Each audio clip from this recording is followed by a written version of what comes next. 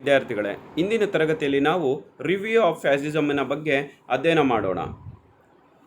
ಪ್ರಮುಖವಾದಂತಹ ಕಾಸಸ್ ಅಂತ ಹೇಳೋದಾದರೆ we mention about militarism, alliances, imperialism, nationalism ಎಂಬುದಾಗಿ ಸಹ ನಾವು ಪ್ರಮುಖವಾಗಿ ಇದರ ಕಾರಣಗಳನ್ನು ತಿಳಿಬಹುದಾಗಿದೆ. ಫ್ಯಾಸಿವಾದವು ಮೊದಲ ಮಹಾಯುದ್ಧದ ನಂತರ ಮಧ್ಯಮ ವರ್ಗದ ಬಂಡವಾಳಶಾಹಿ ನಾಗರಿಕತೆಯ ವಿರುದ್ಧದ ಒಂದು ಪ್ರತಿಕ್ರಿಯೆಯಾಗಿ ಬೆಳವಣಿಗೆಯಾದಂತಹ ಒಂದು ಬಹುದೊಡ್ಡ ನಿರಂಕುಶವಾದಿ ಸಾಮೂಹಿಕ ಚಳುವಳಿಯಾಗಿದೆ ಎಂಬುದಾಗಿ ಸಹ ನಾವು ಹೇಳ್ಬೋದಾಗಿದೆ.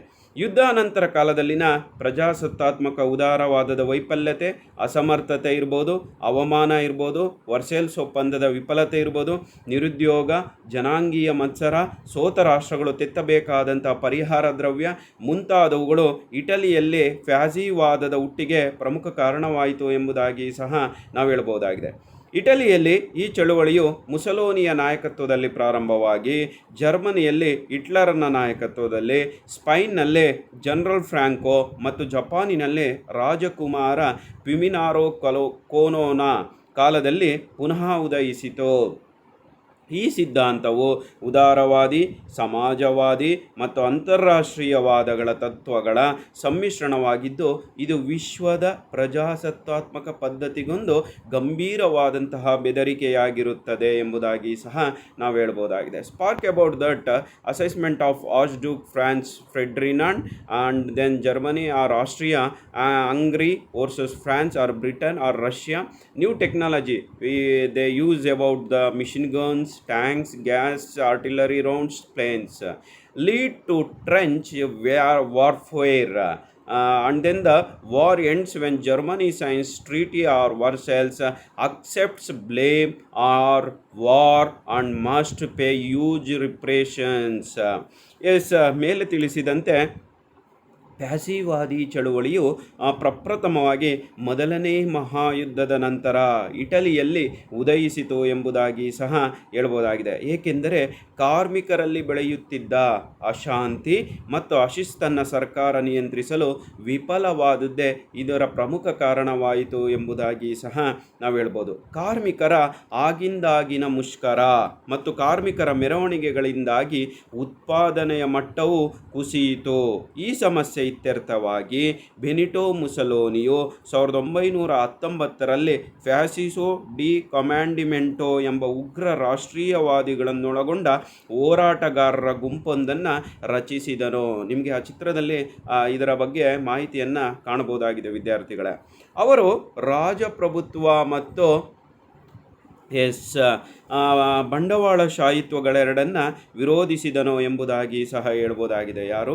ಮುಸೋಲಿನಿ ರಚಿಸಿದಂಥ ಫ್ಯಾಸಿಸೋ ಡಿ ಕಮ್ಯಾಂಡಿಮೆಂಟೋ ಎಂಬ ಉಗ್ರ ರಾಷ್ಟ್ರೀಯವಾದಿಗಳನ್ನೊಳಗೊಂಡ ಹೋರಾಟಗಾರರ ಗುಂಪು ರಾಜಪ್ರಭುತ್ವ ಮತ್ತು ಬಂಡವಾಳಶಾಹಿಗಳೆರಡನ್ನೂ ಕೂಡ ಏನು ಮಾಡುತ್ತೆ? ವಿರೋಧಿಸುತ್ತೆ ಎಂಬುದಾಗಿ ಸಹ ನಾವು ಇಲ್ಲಿ ನೋಡ್ಬೋದಾಗಿದೆ. 2 ವರ್ಷಗಳ ನಂತರ ಅಂದರೆ 1921ರಲ್ಲಿ ರಚನೆ ಮಾಡಿದಂಥ 1919ರಲ್ಲಿ ಫ್ಯಾಸಿಸೋ ಡಿ ಕಮ್ಯಾಂಡಿಮೆಂಟೋವನ್ನು ರಚನೆ ಮಾಡಲಾಗುತ್ತೆ. ಅದಾದ 2 ವರ್ಷಗಳ ನಂತರ ಅಂದರೆ 1921ರಲ್ಲಿ ಫ್ಯಾಸಿವಾದಿಗಳು ತಾವೇ ರಾಜಕೀಯ ಪಕ್ಷವೊಂದನ್ನು ರಚಿಸಿಕೊಂಡು ತಮ್ಮ ಕಾರ್ಯಕ್ರಮಗಳನ್ನು ಘೋಷಿಸಿಕೊಂಡರು. ರಾಷ್ಟ್ರದ ಅವ್ಯವಸ್ಥೆಯನ್ನು ನಿಯಂತ್ರಿಸಲಾಗದ, ರಾಷ್ಟ್ರದ ಐಕ್ಯತೆ ಕಾಪಾಡಲಾಗದ ಸರ್ಕಾರವನ್ನು ಕಿತ್ತೊಗೆಯುವುದು ತಮ್ಮ ಪರಮೋದ್ದೇಶವೆಂದು ಬಹಿರಂಗವಾಗಿ ಘೋಷಿಸಿತು ಎಂಬುದಾಗಿ ಸಹ ಹೇಳ್ಬೋದಾಗಿದೆ. Blind devotion to the state ಎಂಬುದಾಗಿ ಸಹ ಹೇಳ್ಬೋದಾಗುತ್ತೆ. ಇದು ರಾಜ್ಯವನ್ನು ಆರಾಧಿಸುತ್ತೆ ಎಂಬುದಾಗಿ ಸಹ ಕರಿತೀವಿ. Blind devotion to the state, ರಾಜ್ಯವನ್ನು ಬ್ಲೈಂಡಾಗಿ ಇದು ನಂಬುತ್ತೆ. ಫ್ಯಾಸಿವಾದವು ರಾಜ್ಯಕ್ಕೆ ಉನ್ನತ ಸ್ಥಾನವನ್ನು ನೀಡುತ್ತದೆ ಮತ್ತು ಇದನ್ನೇ ಒಂದು ಗುರಿಯಾಗಿ ಪರಿಗಣಿಸಿದೆ ಎಂಬುದಾಗಿ ಸಹ ನಾವು ಹೇಳ್ಬೋದಾಗಿದೆ. ಫ್ಯಾಸಿಸ್ಟರು ರಾಜ್ಯವನ್ನು ಒಂದು ಅತ್ಯುತ್ತಮ ರೀತಿಯ ಸಂಘವಾಗಿ ತಿಳಿದಿದ್ದು, ಸರ್ವರ ಕ್ಷೇಮಾಭಿವೃದ್ಧಿಯ ಒಂದು ಅಭಿಕರಣ ಅಥವಾ ಏಜೆನ್ಸಿ ಎಂದೇ ಪರಿಗಣಿಸಿದ್ದರು. ವ್ಯಕ್ತಿಯ ಸಂಪೂರ್ಣವಾಗಿ ರಾಜ್ಯಕ್ಕೆ ಅಧೀನನಾಗಿರುತ್ತಾನೆ. ಫ್ಯಾಸಿವಾದಿಗಳು ರಾಜ್ಯವೇ ಸರ್ವಸ್ವವಾಗಿದ್ದು, ಮಾನವನು ಏನೇನೂ ಆಗಿರದೆ ಅಥವಾ ಆಧ್ಯಾತ್ಮಿಕವಾಗಿ ಅಸ್ತಿತ್ವದಲ್ಲಿ ರಾಜ್ಯದ ಹೊರಗೆ ಆತನಿಗೆ ಯಾವುದೇ ಮೌಲ್ಯವಿರುವುದಿಲ್ಲ ಎಂದಿದ್ದಾರೆ. ಆದುದರಿಂದ ರಾಜ್ಯವು ಮಾನವ ಜೀವನದ ಎಲ್ಲ ವಿಚಾರಗಳನ್ನು ನಿಯಂತ್ರಿಸುವ ಸಂಪೂರ್ಣ ಅಧಿಕಾರವುಳ್ಳದ್ದಾಗಿದೆ ಎಂಬುದಾಗಿ ಸಹ ನಾವು ಹೇಳ್ಬೋದಾಗಿದೆ. ಅದನ್ನೇ ಮುಸೋಲಿನಿಯು ರಾಜ್ಯದೊಳಗೆ ಸರ್ವಸ್ವವಿದ್ದು ಯಾವುದೂ ರಾಜ್ಯದ ವಿರುದ್ಧವಾಗಿಯೂ ಇಲ್ಲ ಹಾಗೂ ಹೊರಗೂ ಇಲ್ಲ ಎಂದಿದ್ದಾರೆ ಎಂಬುದಾಗಿ ಸಹ ನಾವು ಹೇಳ್ಬೋದಾಗಿದೆ. ಹಾಗೆ ಇದನ್ನು 1921ರಲ್ಲಿ ರಾಷ್ಟ್ರೀಯ ಫ್ಯಾಸಿವಾದಿ ಪಕ್ಷ ನ್ಯಾಷನಲ್ ಫ್ಯಾಸಿಸ್ಟ್ ಪಾರ್ಟಿಯನ್ನು ಏನು ಮಾಡಲಾಗುತ್ತೆ, ಪುನರ್ರಚಿಸಲಾಗುತ್ತೆ. ಇವರ ನಾಯಕ ಮುಸೋಲಿನಿಯು 1921ರಲ್ಲಿ ರೋಮನ್ನು ಆಕ್ರಮಿಸಿದಾಗ ಇಟಲಿ ದೊರೆ ಅದರ ಅಧಿಕಾರವನ್ನು ಆತನಿಗೆ ನೀಡುತ್ತಾನೆ. ಈ ತಕ್ಷಣವೇ ಸಂಸದೀಯ ಸರ್ಕಾರಕ್ಕೆ ಪರ್ಯಾಯವಾಗಿ ಸರ್ವಾಧಿಕಾರತ್ವವನ್ನು ಇವರು ಜಾರಿಗೊಳಿಸ್ತಾರೆ ಎಂಬುದಾಗಿ ಸಹ ನಾವು ಹೇಳ್ಬೋದಾಗಿದೆ. ಅಧಿಕಾರದ ಗದ್ದುಗೆ ಏರಿದಂಥ ಪಕ್ಷ 1922ರಿಂದ 1943ರವರೆಗೆ ಆಡಳಿತ ನಡೆಸಿ ಹಿಟ್ಲರ್ನೊಡಗೂಡಿ ಮಿತ್ರ ರಾಷ್ಟ್ರಗಳೊಡನೆ ಯುದ್ಧವನ್ನು ಘೋಷಿಸುತ್ತೆ ಎಂಬುದಾಗಿ ಸಹ ನಾವು ಹೇಳ್ಬೋದಾಗಿದೆ. ಎಸ್, terror and secret police to secure power ಎಂಬುದಾಗಿ ಸಹ ಹೇಳ್ಬೋದಾಗಿದೆ. ಇದು ಸೀಕ್ರೆಟ್ ಆದಂತಹ ಒಂದು ಸೆಕ್ಯೂರಿಟಿಯನ್ನು, ಆಮೇಲೆ ತತ್ವರಹಿತವಾದಂತಹ ಒಂದು ರಕ್ಷಣಾ ವ್ಯವಸ್ಥೆಯನ್ನು ಇದೇನು ಮಾಡಿಕೊಳ್ಳುತ್ತೆ, ನಿರ್ಮಾಣವನ್ನು ಮಾಡಿಕೊಳ್ಳುತ್ತೆ. ಇದು ಬಲ ಮತ್ತು ಯುದ್ಧವನ್ನು ಆರಾಧಿಸುತ್ತೆ ಎಂಬುದಾಗಿ ಸಹ ನಾವು ಹೇಳ್ಬೋದು. It believes in force and war ಎಂಬುದಾಗಿ ಸಹ ಹೇಳ್ಬೋದಾಗಿದೆ. ಫ್ಯಾಸಿಸ್ಟರು ಹಿಂಸಾ ಮಾರ್ಗದಲ್ಲಿ ನಂಬಿಕೆಯನ್ನು ಹೊಂದಿದ್ದು ಬಲ ಮತ್ತು ಯುದ್ಧಗಳನ್ನು ಆರಾಧಿಸುತ್ತದೆ ಮತ್ತು ವೈಭವೀಕರಿಸುತ್ತೆ ಎಂಬುದಾಗಿ ಸಹ ಹೇಳ್ಬೋದು. ಅವರು ಅಂತಾರಾಷ್ಟ್ರೀಯ ಶಾಂತಿಯನ್ನು ಒಂದು ಏಡಿಗಳ ಕನಸು ಎಂದು ಬಣ್ಣಿಸುತ್ತಾರೆ. ಅವರು ರಾಷ್ಟ್ರವನ್ನು ವಿಸ್ತರಿಸಬೇಕು, ಇಲ್ಲವೇ ನಾಶವಾಗಬೇಕೆಂದಿದ್ದಾರೆ. ವಾಸ್ತವವಾಗಿ ಅವರು ಯುದ್ಧವನ್ನು ವೈಭವೀಕರಿಸುತ್ತಾರೆ. ಆದುದರಿಂದ ಅವರು ಯುದ್ಧವೊಂದೇ ಮಾನವ ಶಕ್ತಿಗಳನ್ನು ಅವರ ಅತ್ಯುನ್ನತ ಒತ್ತಡಕ್ಕೆ ತಂದು ಜನರ ಅತ್ಯಂತ ಹೆಚ್ಚಿನ ಪ್ರಭಾವ ಬೀರುತ್ತದೆ. ಮುಸೋಲಿನಿಯು ಹೆಣ್ಣಿಗೆ ತಾಯ್ತನ ಕಡ್ಡಾಯವಾಗದಂತೆ ಗಂಡಿಗೆ ಯುದ್ಧವು ಅನಿವಾರ್ಯವೆಂದಿದ್ದಾರೆ ಎಂಬುದಾಗಿ ಸಹ ನಾವಿಲ್ಲಿ ನೋಡ್ಬೋದಾಗಿದೆ. ಅದೇ ರೀತಿ ಎಕನಾಮಿಕ್ಸ್ ಫ್ಲೋರಿಶ್ ಅಂಡರ್ ಟಾಲಿಟೇರಿಯನಿಸಮ್ ಎಂಬುದಾಗಿ ಸಹ ನಾವು ಹೇಳ್ಬೋದಾಗಿದೆ. ಇಲ್ಲಿ ಆರ್ಥಿಕ ತತ್ವರಹಿತ ಸಿದ್ಧಾಂತದಲ್ಲಿ ಅತಿ ಹೆಚ್ಚಿನ ನಂಬಿಕೆಯನ್ನು ಹೊಂದಿತ್ತು ಫ್ಯಾಸಿವಾದ ಎಂಬುದಾಗಿ. ಈ ಸಿದ್ಧಾಂತಗಳಲ್ಲಿ ತತ್ವಗಳಿಲ್ಲ. ಫ್ಯಾಸಿಸ್ಟ್ ಸಿದ್ಧಾಂತಗಳಿಗೆ ಯಾವುದೇ ಎಕನಾಮಿಕ್ಸ್ ಫ್ಲೋರಿಶ್ ಅಂಡರ್ ಟಾಲಿಟೇರಿಯನಿಸಮ್ ಅನ್ನುವಂಥದ್ದೇ ಯಾವುದೇ ರೀತಿಯಾದಂತಹ ತತ್ವರಹಿತ ಸಿದ್ಧಾಂತ ಇದು ಎಂಬುದಾಗಿ ಸಹ ಹೇಳ್ಬೋದು. ಈ ಸಿದ್ಧಾಂತಗಳಿಗೆ ತತ್ವದಲ್ಲಿ ನಂಬಿಕೆ ಇರಲಿಲ್ಲ. ಗ್ರಂಥಗಳಿಗಿಂತ ಚಳುವಳಿಗಳೇ ಈ ಸಿದ್ಧಾಂತದ ಆದರ್ಶವಾಗಿತ್ತು, ಮೂಲಾಧಾರಗಳಾಗಿದ್ದವು ಎಂಬುದಾಗಿ ಸಹ ಹೇಳ್ಬೋದು. ಮುಸೋಲಿನಿ ಮತ್ತು ಆತನ ಹಿಂಬಾಲಕರು ಮೆಜಿನಿಯ ಆದರ್ಶವಾದ ಇರ್ಬೋದು, ಸೋರೆಲ್ನ ಕಾರ್ಯವಿಧಾನ ಇರ್ಬೋದು, ನಿಶೆ ಮತ್ತು ಹೆಗೆಲ್ನ ರಾಷ್ಟ್ರೀಯವಾದ ಇರ್ಬೋದು, ಹಾಗೂ ಸರ್ವಾಧಿಕಾರ ತತ್ವ, ಬರ್ಗ್ಸನ್ನ ಬುದ್ಧಿ ವಿರೋಧವಾದ ಮೊದಲಾದವುಗಳನ್ನು ತಮಗೆ ಸರಿ ಎನಿಸಿದಂತೆ ಬಳಸಿಕೊಂಡರು. ಸೈಬನ್ ಹೇಳಿರುವಂತೆ ಫ್ಯಾಸಿಸ್ಟ್ ವಾದದಲ್ಲಿ ವಿಭಿನ್ನ ತತ್ವಗಳು ಬಹಳ ಚಮತ್ಕಾರವಾಗಿ ಮಿಳಿತವಾಗಿವೆ ಎಂಬುದಾಗಿ ಸಹ ಹೇಳ್ಬೋದಾಗಿದೆ. And then the vast changes to society ಎಂಬುದಾಗಿ ಸಹ ಹೇಳ್ಬೋದು. Vast changes to the society. ಸಮಾಜದ ಮೇಲೆ ಬಹಳ ತನ್ನದೇ ಆದಂಥ ಸಂಸ್ಥಾರೂಪದ ರಾಜ್ಯವನ್ನು ಸ್ಥಾಪನೆ ಮಾಡುವಂಥ ಉದ್ದೇಶವನ್ನು ಹೊಂದಿದ್ರು ಎಂಬುದಾಗಿ ಸಹ ಹೇಳ್ಬೋದಾಗಿದೆ. Leaders are popular and claim to rule in the best interest of the nation ಎಂಬುದಾಗಿ ರಾಜ್ಯದ ಸರ್ವಸ್ವಾಮ್ಯ ಸ್ವರೂಪವನ್ನು ಲೀಡರ್ಸ್ ನಾಯಕರಾದಂಥವರು ಬಹಳ ಜನಪ್ರಿಯವಾದಂತಹ ಮತ್ತು ಇದರ ಮೇಲೆ ರಾಜ್ಯದ ಮೇಲೆ ಆಸಕ್ತಿಯನ್ನು ಹೊಂದಿದರು. ರಾಜ್ಯದ ಸರ್ವಸ್ವಾಮ್ಯ ಸ್ವರೂಪ. ಫ್ಯಾಸಿಸ್ಟ್ವಾದಿಗಳು ರಾಜ್ಯದ ಮೇಲೆ ಸರ್ವಸ್ವಾಮ್ಯ ಸ್ವರೂಪವನ್ನು ಬೆಂಬಲಿಸುತ್ತಾರೆ. ಪ್ರಜಾಪ್ರಭುತ್ವ ಮತ್ತು ಜನತಾ ಪರಮಾಧಿಕಾರವನ್ನು ಇವರು ಏನು ಮಾಡ್ತಾರೆ, ವಿರೋಧಿಸುತ್ತಾರೆ. ಅವರ ಪ್ರಕಾರ ಸಾಮಾಜಿಕ, ಆರ್ಥಿಕ, ಧಾರ್ಮಿಕ, ನೈತಿಕ, ಶೈಕ್ಷಣಿಕ ಇವೇ ಮೊದಲಾದ ವ್ಯಕ್ತಿ ಜೀವನದ ಪ್ರತಿಯೊಂದು ಕ್ಷೇತ್ರದಲ್ಲಿಯೂ ಪ್ರವೇಶಿಸಲು ರಾಜ್ಯಕ್ಕೆ ಹಕ್ಕಿದೆ. ರಾಜ್ಯ ಮತ್ತು ಸಮಾಜದ ನಡುವೆ ಯಾವ ವ್ಯತ್ಯಾಸವೂ ಇಲ್ಲ. ಅವೆರಡೂ ಪದಗಳು ಒಂದೇ, ಪರ್ಯಾಯ ಪದಗಳಾಗಿವೆ ಅಷ್ಟೇ. ಫ್ಯಾಸಿಸ್ಟ್ವಾದಿಗಳ ಮಂತ್ರ ಎಲ್ಲವೂ ರಾಜ್ಯಕ್ಕಾಗಿ, ರಾಜ್ಯಕ್ಕೆ ವಿರೋಧವಾದದ್ದೇನೂ ಇಲ್ಲ, ರಾಜ್ಯದ ಹೊರಗೆ ಏನೂ ಇಲ್ಲ, ರಾಜ್ಯವೇ ಸರ್ವಸ್ವ ಎಂದು ಹೇಳಿದ್ದಾರೆ. As people willing to give up freedoms and rights to improve the economy and to get the basic needs met focus only on the nation ಎಂಬುದಾಗಿ ಸಹ ಹೇಳ್ತಾರೆ. ಪ್ರಜೆಗಳು ತಮ್ಮ ಹಕ್ಕು ಮತ್ತು ಕರ್ತವ್ಯಗಳನ್ನು ರಾಜ್ಯಕ್ಕೆ ನೀಡುವುದರ ಮೂಲಕ ಏನು ಮಾಡ್ತಾರೆ, ಏಕಪಕ್ಷ ಆಳ್ವಿಕೆ, ಏಕಪಕ್ಷ ಮತಕ್ಕೆ ಮನ್ನಣೆಯನ್ನು ನೀಡಲಿಕ್ಕೆ ಎಂಬುದಾಗಿ ಸಹ ಹೇಳ್ತಾರೆ. ಮುಸೋಲಿನಿ ನಾಯಕತ್ವದ ಇಟಲಿಯು ಏಕಪಕ್ಷದ ರಾಜ್ಯವಾಯಿತು. ವಿರೋಧ ಪಕ್ಷಗಳನ್ನೆಲ್ಲ ರದ್ದುಗೊಳಿಸಿ ಸಂಪೂರ್ಣ ಅಧಿಕಾರವೆಲ್ಲವೂ ಮುಸೋಲಿನಿಯ ಮುಖಂಡತ್ವದಲ್ಲಿದ್ದ ಫ್ಯಾಸಿಸ್ಟ್ ಪಕ್ಷಕ್ಕೆ ಸೇರಿತು ಎಂಬುದಾಗಿ ಸಹ ಹೇಳ್ಬೋದಾಗಿದೆ. ಹಾಗೆ ಇದು ಪ್ರಜಾಪ್ರಭುತ್ವಕ್ಕೆ ವಿರೋಧವಾದದ್ದು. ಹಕ್ಕುಗಳನ್ನೆಲ್ಲ ಪ್ರಜೆಗಳು ಫ್ಯಾಸಿಸ್ಟ್ ಪಕ್ಷಕ್ಕೆ ಕೊಡೋದ್ರ ಮೂಲಕ ಫ್ಯಾಸಿಸ್ಟರ ಪ್ರಕಾರ ಪ್ರಜಾಪ್ರಭುತ್ವವು ಬಹಳ ಕೆಟ್ಟ ಪದ್ಧತಿಯ ಸರ್ಕಾರ, ಪ್ರಜಾಪ್ರಭುತ್ವ ಕೊಳೆತು ನಾರುತ್ತಿರುವ ಹೆಣವಾಗಿದೆ. ಒಟ್ಟಿನಲ್ಲಿ ಫ್ಯಾಸಿಸ್ಟ್ ಸಿದ್ಧಾಂತವು ವ್ಯಕ್ತಿವಾದ, ಉದಾರತಾವಾದ, ಸಮಾಜವಾದ ಹಾಗೂ ಪ್ರಜಾಪ್ರಭುತ್ವಕ್ಕೆ ವಿರೋಧವಾಗಿದೆ ಎಂಬುದಾಗಿ ಸಹ ಹೇಳಬಹುದಾಗಿದೆ. Focus only on the nation. Yes, ಇದು ಯಾವುದ್ರ ಮೇಲಪ್ಪ ಫೋಕಸ್ ಮಾಡುತ್ತೆ ಅಂದರೆ ರಾಜ್ಯದ ಮೇಲೆ. ಅತಿಯಾದಂಥ ಸಂಸ್ಥಾರೂಪದ ರಾಜ್ಯ, ಕಾರ್ಪೊರೇಟ್ ಸ್ಟೇಟ್ ಎಂಬುದಾಗಿ ಸಹ ನಾವು ಕರಿತೀವಿ. ಕಾರ್ಪೊರೇಟ್ ಸ್ಟೇಟ್ನ ಮೇಲೆ ಮುಸೋಲಿನಿ ಏನು ಮಾಡ್ತಾನೆ, ಸ್ಥಾಪನೆಯನ್ನು ಮಾಡ್ತಾನೆ. ಫೋಕಸ್ ಆನ್ ದಿ ನೇಷನ್ ಎಂಬುದಾಗಿ ರಾಜ್ಯದ ಮೇಲೆ ಅತಿಯಾದಂಥ ಏನು ಮಾಡ್ತಾರೆ, ಫೋಕಸನ್ನು ಮಾಡಲಿಕ್ಕೆ ಸರ್ವಸ್ವಾಮ್ಯ ರಾಜ್ಯವು ವ್ಯಕ್ತಿಯ ಎಲ್ಲ ಸಾಮಾಜಿಕ ಸಂಬಂಧಗಳನ್ನು ನಿಯಂತ್ರಿಸಬಹುದಾಗಿದೆ.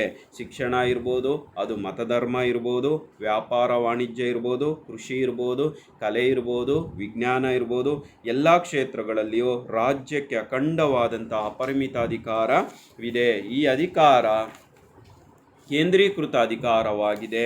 ಸಾಮಾಜಿಕ ಜೀವನದ ಯಾವ ಭಾಗವೂ ರಾಜ್ಯದಿಂದ ಮುಕ್ತವಾಗಿಲ್ಲ. ವ್ಯಕ್ತಿಯ ಸಂಪೂರ್ಣ ಚಟುವಟಿಕೆಗಳು ರಾಜ್ಯದ ನಿಯಂತ್ರಣಕ್ಕೆ ಒಳಪಟ್ಟಿವೆ. ಆದುದರಿಂದಲೇ ಫ್ಯಾಸಿಸಂ ರಾಜ್ಯ ಮತ್ತು ಸಮಾಜದ ನಡುವೆ ಯಾವುದೇ ವ್ಯತ್ಯಾಸವನ್ನು ಗುರುತಿಸಿಲ್ಲ ಎಂಬುದಾಗಿ ಸಹ ನಾವು ಹೇಳ್ಬೋದು. ರಾಜ್ಯವು ಸರ್ವಸ್ವಾಮ್ಯ ಅಧಿಕಾರ ಪಡೆದಿದ್ದರಿಂದ ಯಾವುದೇ ವಿಧಾನವನ್ನು ಬೆಳೆಸಬಹುದಾಗಿದೆ. ರಾಜ್ಯವು ಬಾಯಿ ಮಾತಿನ ಬೆದರಿಕೆ, ಕೊಲೆ ಅಥವಾ ಸಾಮೂಹಿಕ ಕೊಲೆಯಂಥ ಭೀಕರ ವಿಧಾನಗಳನ್ನು ಬಳಸಬಹುದಾಗಿದೆ. ವಿರೋಧಿಗಳ ದಮನವೇ ಫ್ಯಾಸಿಸಂನ ಇನ್ನೊಂದು ತತ್ವವಾಗಿರುವುದರಿಂದ ಯಾವುದೇ ವಿಧಾನ ನೈತಿಕವೂ ಅಲ್ಲವೋ, ಸರಿ ತಪ್ಪೋ ಎಂಬ ಮುಂತಾದ ಪ್ರಶ್ನೆಗಳೇ ಉದ್ಭವಿಸುವುದಿಲ್ಲ. ಸಾಧನ ಯಾವುದೇ ಇರಲಿ, ಗುರಿ ಮುಖ್ಯ ಎಂಬುದೇ ಇಲ್ಲಿ ಪ್ರಮುಖವಾದಂತಹ ಧ್ಯೇಯ ಕರ್ತವ್ಯವಾಗಿರುತ್ತೆ. ಎಸ್, ಡಿಫೈನ್ಡ್ ಕ್ಲಾಸಸ್ ಎಂಬುದಾಗಿ ಸಹ ಹೇಳ್ಬೋದಾಗಿದೆ. ಎಸ್, ಕ್ಲಾಸಸ್ಸನ್ನು ಇಲ್ಲಿ ಬಹಳವಾಗಿ ಯಾವುದೇ ರೀತಿಯಾದಂತಹ ಕ್ಲಾಸಸ್ ಇಲ್ಲಿ ಯಾವುದೇ ರೀತಿಯಾದಂತಹ ವಿರೋಧಕ್ಕೆ ಅವಕಾಶಗಳಿರೋದಿಲ್ಲ ಎಂಬುದಾಗಿ ಸಹ ಹೇಳ್ತಾರೆ. ಸರ್ವಸ್ವಾಮ್ಯ ರಾಜ್ಯ ಹಾಗೂ ಉದಾರವಾದಿ ಸ್ವತಂತ್ರದ ಪರಿಕಲ್ಪನೆಯ ತ್ಯಾಗ, ಈ ಎರಡೂ ತತ್ವಗಳ ತಾರ್ಕಿಕ ಪರಿಣಾಮವೇ ಇಲ್ಲಿ ಯಾವುದೇ ವಿರೋಧಕ್ಕೆ ಅವಕಾಶವಿಲ್ಲದಿರುವುದು ಎಂಬುದಾಗಿ ಸಹ ಇಲ್ಲಿ ಗಮನಹರಿಸಬೇಕಾದಂತಹ ವಿಷಯವಾಗಿರುತ್ತದೆ. ರಾಜ್ಯದ ಇಚ್ಛೆಯೇ ವ್ಯಕ್ತಿ ಇಚ್ಛೆ. ವೈಚಾರಿಕ ಸ್ವಾತಂತ್ರ್ಯವಾಗಲಿ ರಾಜ್ಯ ವಿರೋಧಿಸುವ ಸ್ವಾತಂತ್ರ್ಯವಾಗಲಿ ವ್ಯಕ್ತಿಗೆ ಇಲ್ಲ. ಎಲ್ಲ ಬಗೆಯ ರಾಜ್ಯ ವಿರೋಧವನ್ನು ಕಾನೂನಿನ ವಿರೋಧವೆಂದೇ ಪರಿಗಣಿಸಲಾಗುವುದು. ಪ್ರಚಾರ ಮಾಧ್ಯಮ ಸಂಪೂರ್ಣವಾಗಿ ರಾಜ್ಯದ ಕೈಯಲ್ಲಿ. ಫ್ರಾನ್ಸ್ ಕ್ರಾಂತಿಯ ಸ್ವಾತಂತ್ರ್ಯ, ಸಮಾನತೆ, ಸಹೋದರತ್ವಕ್ಕೆ ಬದಲಾಗಿ ಫ್ಯಾಸಿಸಂನ ಜವಾಬ್ದಾರಿ, ಶಿಸ್ತು, ಶ್ರೇಣಿ ಪದ್ಧತಿಯನ್ನು ಇದು ಪ್ರತಿಪಾದಿಸುತ್ತದೆ. ವಿರೋಧಕ್ಕೆ ಅವಕಾಶವಿರುವ ವಿರೋಧವನ್ನು ತಡೆದುಕೊಳ್ಳುವ ಪ್ರಜಾಪ್ರಭುತ್ವ ಕೇವಲ ಶ್ರೀಮಂತ ರಾಷ್ಟ್ರಗಳಿಗೆ ಮಾತ್ರ ಸಾಧ್ಯ. ಸಂಸತ್ತು ಕೇವಲ ಹರಟೆಯ ಮಳಿಗೆಯೇ ಹೊರತು ಮತ್ತೇನೂ ಅಲ್ಲ ಎಂಬುದು ಮುಸೋಲಿನಿಯವರ ಅಭಿಪ್ರಾಯ ಆಗಿದೆ ಎಂಬುದಾಗಿ ಸಹ ನಾವು ಹೇಳ್ಬೋದಾಗಿದೆ. Next, supported by business and land owners ಎಂಬುದಾಗಿ ಸಹ ಇಲ್ಲಿ ಹೇಳ್ಬೋದಾಗಿದೆ. ಎಸ್, ಬಹಳ ಪ್ರಮುಖವಾಗಿ ಇದು ಏನು ಮಾಡುತ್ತೆ, ಬಿಸ್ನೆಸ್ ಮತ್ತು ಲ್ಯಾಂಡ್ ಓನರ್ಸ್ಗಳಿಗೆ ಬಹಳ ರೀತಿಯಾದಂತಹ ಒಂದು ಬೆಂಬಲವನ್ನು, ಸಹಕಾರವನ್ನು ಇದು ನೀಡುತ್ತೆ ಎಂಬುದಾಗಿ ಸಹ ಹೇಳ್ಬೋದಾಗಿದೆ. ಆದ್ದರಿಂದಲೇ ಇದನ್ನು ಕಾರ್ಪೊರೇಟ್ ರಾಜ್ಯದ ಕಲ್ಪನೆ ಎಂಬುದಾಗಿ ಸಹ ಕರಿಬೋದಾಗಿದೆ.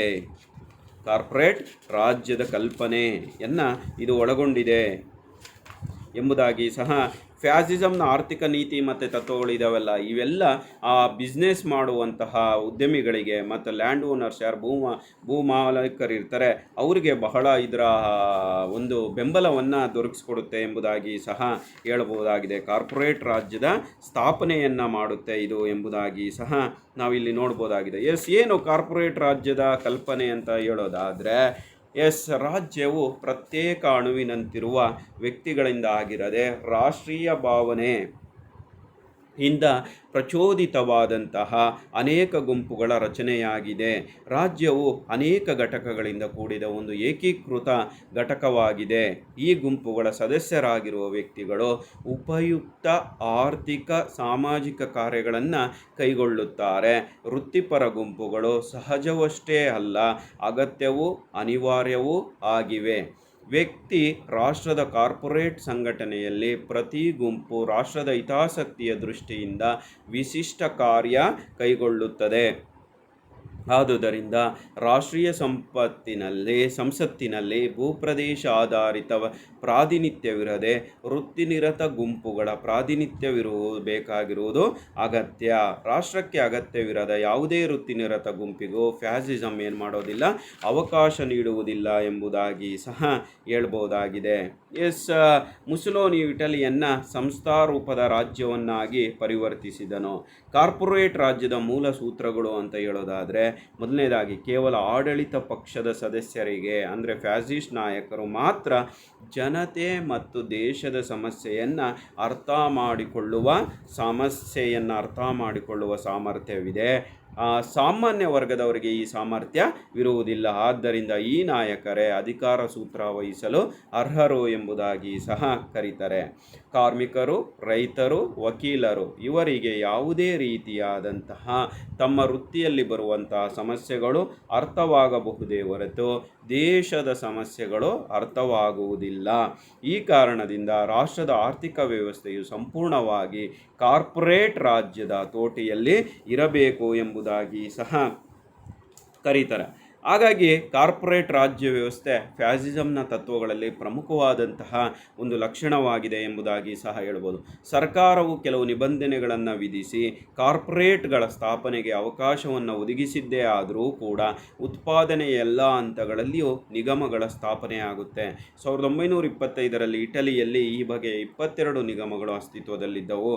9 ರಾಷ್ಟ್ರೀಯ ಒಕ್ಕೂಟಗಳಿದ್ದವು. ನಿಗಮಗಳು ಸಲಹೆ ನೀಡುವ ಸಂಸ್ಥೆಗಳಾಗಿದ್ದವು. ಕಾರ್ಮಿಕರ ಸಮಸ್ಯೆಗಳನ್ನು ಬಗೆಹರಿಸುವುದು, ರಾಷ್ಟ್ರೀಯ ಉತ್ಪಾದನೆಯನ್ನು ಹೆಚ್ಚಿಸುವುದು, ಕಾರ್ಮಿಕರ ವೇತನ ಇರ್ಬೋದು, ಕೆಲಸದ ಅವಧಿಯನ್ನು ನಿಗದಿಪಡಿಸುವುದು ಇರ್ಬೋದು, ಇವೇ ಮುಂತಾದ ಕಾರ್ಯಗಳನ್ನು ನಿಗಮಗಳು ಏನು ಮಾಡ್ತಿದ್ವು, ನಿರ್ವಹಿಸುತ್ತಿದ್ವು ಎಂಬುದಾಗಿ ಸಹ ಹೇಳ್ಬೋದಾಗಿದೆ.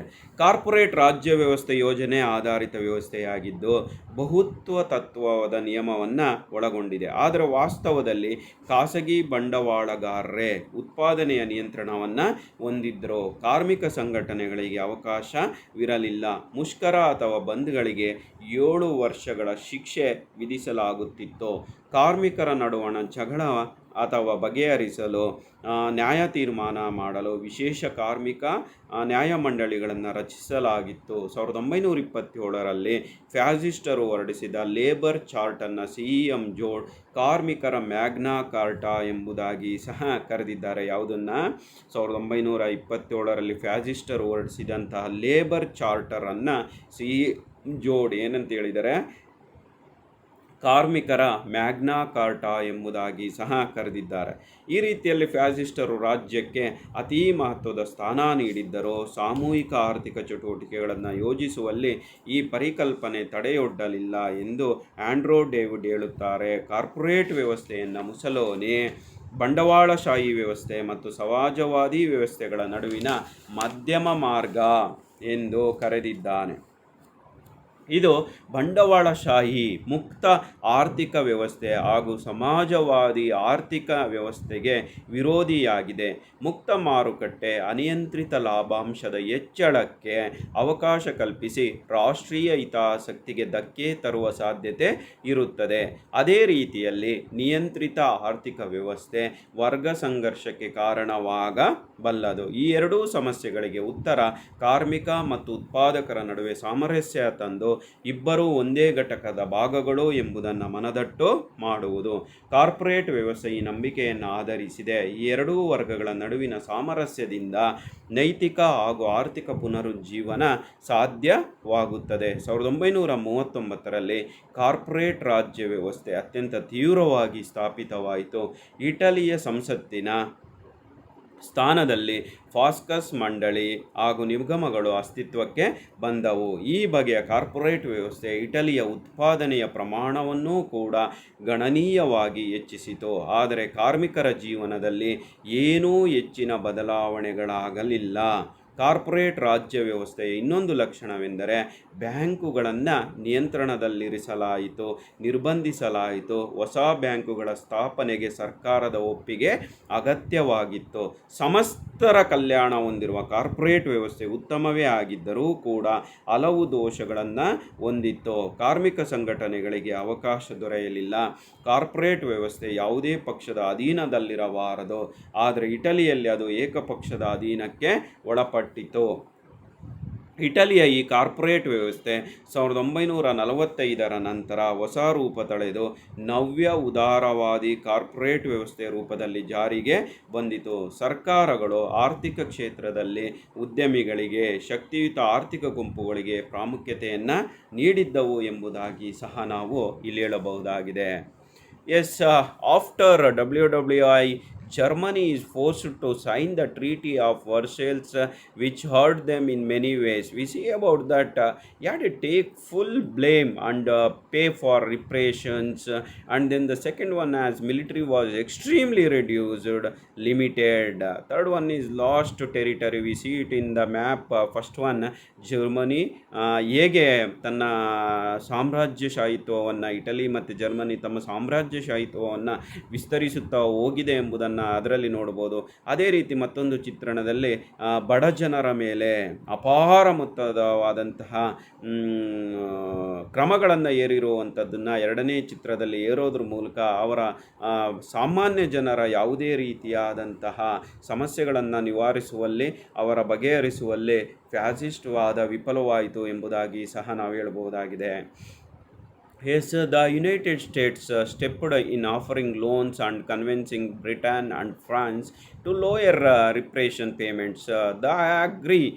They agree for all was good until the Great Depression hit, which reminded people of the misery of 1923 ಎಂಬುದಾಗಿ ಸಹ ಹೇಳ್ಬೋದು.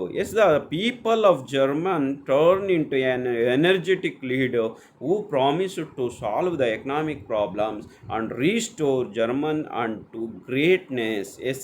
ಆ್ಯಂಡ್ ದೆನ್ ಪಕ್ಕದಲ್ಲಿರುವಂಥ ಚಿತ್ರಣವನ್ನು ನಾವು ನೋಡ್ಬೋದಾಗಿದೆ. ಯಾವ ರೀತಿ ಅದರ ಆರ್ಥಿಕ ಹಿನ್ನೆಲೆ ಕುಸಿತ ಬಂತು. The international financial system under the Dawes plan and Young plan 1924 to 30 ಎಂಬುದಾಗಿ ಸಹ ಹೇಳ್ಬೋದಾಗಿದೆ.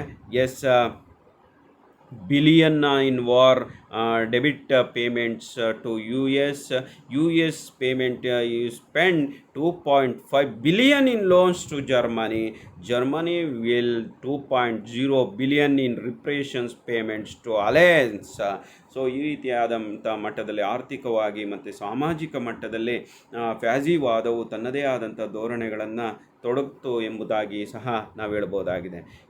Nazis use to education and propaganda to purify German culture ಎಂಬುದಾಗಿ ಸಹ ನಾಜಿಸ್ ಜರ್ಮನ್ನರು ಮಾತ್ರ, ನಾರ್ಡಿಕ್ ಕುಲ ಮಾತ್ರ ಆಳಲಿಕ್ಕೆ ಯೋಗ್ಯರು, ತಮ್ಮ ಸಂಸ್ಕೃತಿ ಮಾತ್ರ, ನಾರ್ಡಿಕ್ ಕುಲ ಮಾತ್ರ, ಜರ್ಮನ್ನರು ಮಾತ್ರ, ಇಡೀ ಜನಾಂಗ ಮಾತ್ರ ಆಳಲಿಕ್ಕೆ ಯೋಗ್ಯರು ಎಂಬುದನ್ನು ಅವರಲ್ಲಿ ಪ್ರಬಲವಾಗಿ ಮಂಡಿಸ್ತಾ ಹೋಗ್ತಾರೆ. Children war indoctrinated in schools, textbooks were rewritten to reflect Nazi ideologies. ಮತ್ತು ಶಾಲೆಗಳಲ್ಲೂ ಕೂಡ ಅವುಗಳನ್ನು ಮತ್ತೆ ನಾಜಿ ಸಿದ್ಧಾಂತಗಳನ್ನು ಏನು ಮಾಡಲಾಯಿತು, ಶಾಲೆಯ ಎಲ್ಲ ಪುಸ್ತಕಗಳಲ್ಲಿ ಮರುಮುದ್ರಣವನ್ನು ಮಾಡಲಾಯಿತು ಎಂಬುದಾಗಿ, ಪುಸ್ತಕ ಬರೆಯಲಾಯಿತು ಎಂಬುದಾಗಿ ಸಹ ರಿಟರ್ನ್ ಎಂಬುದಾಗಿ, reflect of Nazi ideology. burned books that did not support Nazi ideas, condemned modern art and music ಎಂಬುದಾಗಿ ಸಹ ಹೇಳ್ಬೋದಾಗಿದೆ. Closed and combined all church into a single state church ಎಂಬುದಾಗಿ. ಇದು ಚರ್ಚ್ಗೆ ಬಹಳ ವಿರೋಧವಾದಂತಹ ಪಾತ್ರವನ್ನು ಒಳಗೊಂಡಿತ್ತು. ಚರ್ಚನ್ನು ವಿರೋಧಿಸುತ್ತಿತ್ತು, ಉಗ್ರವಾದಂಥ ರಾಷ್ಟ್ರೀಯತೆಯನ್ನು ಒಳಗೊಂಡಿತ್ತು, ಆಕ್ರಮಣ ಉದ್ದೇಶವನ್ನು ಪ್ರಚೋದಿಸುವ ತೀವ್ರ ರಾಷ್ಟ್ರೀಯತೆ ಎನ್ನುವಂಥದ್ದು ಫ್ಯಾಸಿಸಮ್ನ ಪ್ರಮುಖವಾದಂಥ ಕಾರಣವಾಗಿತ್ತು. ರಾಷ್ಟ್ರೀಯತೆಯ ಭಾವನೆ ದೇಶದ ನಿರ್ಮಾಣಕಾರರಲ್ಲಿ ರಚನಾತ್ಮಕವಾದಂತಹ ಕಾರ್ಯವನ್ನು ನಿರ್ವಹಿಸುತ್ತದೆ. ಆದರೆ ಇದೇ ಭಾವನೆಯನ್ನು ಇತರ ಉದ್ದೇಶಗಳಿಗಾಗಿ ಫ್ಯಾಸಿಸಮ್ ಬಳಸಿಕೊಂಡಿದೆ ಎಂಬುದಾಗಿ ಸಹ ಜನರನ್ನು ಒಗ್ಗೂಡಿಸಿ ರಾಷ್ಟ್ರದ ಕಳೆದು ಹೋದ ಘನತೆ, ಗೌರವವನ್ನು ಮರಳಿ ಪಡೆಯುವುದಕ್ಕಾಗಿ ಉಗ್ರ ರಾಷ್ಟ್ರೀಯತೆ ಸಹಕಾರಿಯಾಯಿತು. ಆದರೆ ಪುರಾತನ ರೋಮ್ ಸಾಮ್ರಾಜ್ಯದ ವೈಭವೀಕರಣ ಮಾಡಿ ಅದನ್ನು ನೆನಪಿಸಿ ಪ್ರಜೆಗಳಲ್ಲಿ ದೇಶಾಭಿಮಾನವನ್ನು ಜಾಗೃತಗೊಳಿಸಲಾಯಿತು. ಈ ಪ್ರಯತ್ನದ ಪರಿಣಾಮವೇ ಸಾಮ್ರಾಜ್ಯಶಾಹಿವಾದ ಉದಯವಾಯಿತು ಎಂಬುದಾಗಿ ಸಹ ಹೇಳ್ಬೋದಾಗಿದೆ. ರಾಷ್ಟ್ರೀಯ ಮತ್ತು ಅಂತಾರಾಷ್ಟ್ರೀಯ ಮಟ್ಟದಲ್ಲೂ ಕೂಡ ಹಿಂಸೆಯ ಮಾರ್ಗಗಳನ್ನು ಏನು ಮಾಡಲಾಯಿತು, ಫ್ಯಾಸಿಸ್ಟ್ರು ಮೂಡಲಾಯಿತು. ಫ್ಯಾಸಿಸಮ್ನ ಪ್ರಮುಖ ಧ್ಯೇಯೋದ್ದೇಶ ಅಂತ ಮುಸೋಲಿನಿ ಹೇಳ್ತಿದ್ದು ಸ್ತ್ರೀಗೆ ಸ್ತ್ರೀಯತ್ವ ಇದ್ದಂತೆ ಪುರುಷನಿಗೆ ಯುದ್ಧ ಬಹಳ ಮುಖ್ಯ ಎಂಬುದಾಗಿ ಸಹ ಹೇಳ್ತಾ ಇದ್ದನೋ ಎಂಬುದಾಗಿ ಸಹ ಹೇಳ್ಬೋದು. Women were encouraged to breed Aryan babies ಎಂಬುದಾಗಿ ಸಹ ಹೇಳ್ಬೋದಾಗಿದೆ. ರಿವ್ಯೂ ಆಫ್ ಫ್ಯಾಸಿಸಮ್ ಅಲ್ಲಿ we seen it is in a democracy, communism or fascism. In democracy the people hold the power ಎಂಬುದಾಗಿ, ಡೆಮೋಕ್ರಸಿಯಲ್ಲಿ ಜನತೆಯಲ್ಲಿ ಅಧಿಕಾರ ಇರುತ್ತೆ ಎಂಬುದಾಗಿ ಹೇಳ್ಬೋದು. In communism classless society in which the government controls productions ಎಂಬುದಾಗಿ. ಸಮಾಜದಲ್ಲಿ ಏನಾಗಿರುತ್ತೆ, ಕ್ಲಾಸ್ಲೆಸ್ ಕಂಟ್ರೋಲನ್ನು ಮಾಡುತ್ತೆ ಎಂಬುದಾಗಿ, ಸಮತಾವಾದದಲ್ಲಿ ಎಂಬುದಾಗಿ ಸಹ ಇರುತ್ತೆ. ಫ್ಯಾಸಿಸಮಲ್ಲಿ authoritarian government that is not a communist ಎಂಬುದಾಗಿ ಸಹ ಹೇಳುತ್ತೆ. In Europe 1930s Britain or France ಎಂಬುದಾಗಿ. In Europe in 1930s Soviet Union ರಷ್ಯಾದಲ್ಲಿ ಕಂಡುಬರುತ್ತೆ. In Europe 1930s in Italy, Germany ಮತ್ತು ಸ್ಪೈನಲ್ಲಿ ಫ್ಯಾಸಿಸಮ್ ಅನ್ನುವಂಥದ್ದು ಪ್ರಮುಖವಾದಂಥ ಬೆಳವಣಿಗೆಯನ್ನು ಉಂಟಾಯಿತು ಎಂಬುದಾಗಿ ಸಹ ನೋಡ್ಬೋದು. ಇದರ president in the US, prime minister in the great Britain ಎಂಬುದಾಗಿ ಸಹ ಹೇಳ್ಬೋದಾಗಿದೆ. ಡೆಮಾಕ್ರಸಿ ಯಾರಲ್ಲಿ ಅಧಿಕಾರ ಇರುತ್ತೆ ಎಂಬುದಾಗಿ ಸಹ ಹೇಳೋದಾದರೆ president in the US, prime minister in the great Britain ಎಂಬುದಾಗಿ ಡೆಮಾಕ್ರಸಿ ಅನ್ನುವಂಥದ್ದು. Communism Lenin and Stalin in USSR ಎಂಬುದಾಗಿ. ಲೆನಿನ್ ಮತ್ತು ಸ್ಟಾಲಿನ್ USSR, ಸೋವಿಯತ್ ರಷ್ಯಾ ಏನಿದೆ ಅಲ್ಲಿ ಇದರ ಅಧಿಕಾರವನ್ನು ವಹಿಸಿಕೊಂಡಿದ್ದರು ಎಂಬುದಾಗಿ ಸಹ ಹೇಳ್ಬೋದಾಗಿದೆ. ಫ್ಯಾಸಿಸಮ್ನ ನಾಯಕರು ಅಂತ ಹೇಳೋದಾದರೆ ಹಿಟ್ಲರ್ ಇನ್ ಜರ್ಮನಿ, ಜಪಾನ್ ಎಂಬುದಾಗಿ, ಬೆನಿಟೋ ಮುಸೋಲಿನಿ ಎಂಬುದಾಗಿ ಸಹ ನಾವಿಲ್ಲಿ ಕಾಣಬಹುದಾಗಿದೆ.